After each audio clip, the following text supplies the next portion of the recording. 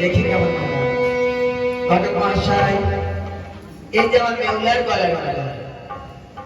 রানীমা, যেমন লোকে বলে মানুষের মতন মানুষ হয়, তেমন জিনিসের মতন জিনিস হয়। এ তোমার মা বেহুলার গলার মালা। আমি উজানিনগর বাজার থেকে ওই মা বেহুলার নাম সাইড করে এনেছি। বেশ, দাঁড়িয়ে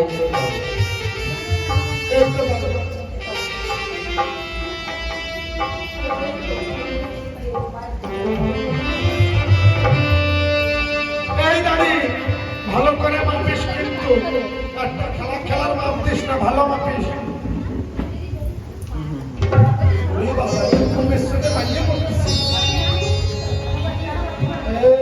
ভালো করে মাপিস, কিন্তু সুরক্ষিত করবো। বলি মহারাজ। হ্যাঁ বলুন। এত স্বর্ণলুবি কবে থেকে হয়েছে? একসাথে ওজন দিচ্ছেন নাকি? না না, তা হবে কেন? ওই তো মা বেপুলাকে ধরে রেখেছে। বেপুলার অতটি মাটিতে পড়েছিল, তাই তো ধরে রেখেছি। শোনো, অঞ্চল মাটিতে পড়ুক আর যা পড়ুক, আমি নিজেই দেখে নেবো। এখন একটু ছেড়ে দিন। তার তোমার বেহুলা এইবার দেখুন রানীমা, ওই ধীরে ধীরে নিচের দিকে যাচ্ছে, দেখুন। ঘটক মশাই, এই আপনার কপালে টেনেছে। রানীমা, আমার যদি কপালে টেনে থাকে, আমাকে আপনি যেমন করে পরীক্ষা করেছে, আমিও আপনাকে একটা পরীক্ষা করতে চাই।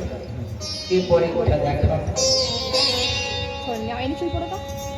রানীমা, এই যে 5টি লোহার কলই, এই 5টি লোহার কলই জলে অগ্নিতে রন্ধন করে যদি আমাকে খাইতে তাহলে এই কোথায় শুনে তো লোহার করে অন্যের সমান হয়?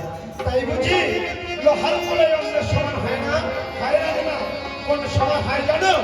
সতী মায়ের সতী কন্যা হলে লোহার কলে অন্যের সমান হয়। বেশ, চম্পাই নগরে তুমি সমতা রানী লোহার করে রক্ষা করতে পারবে, আমি কেন পারবো না? খনক বলবো সব। বেশ, আমি রক্ষণ করবো। বেহুলা, তো মা, এ কি করলি মা? এক গাছারের ভার হই না বেহুলা মায়ের মাথা খেয়ে? ওরে বেহুলা, তোর মনে কি এই ভাব ছিল? বেহুলা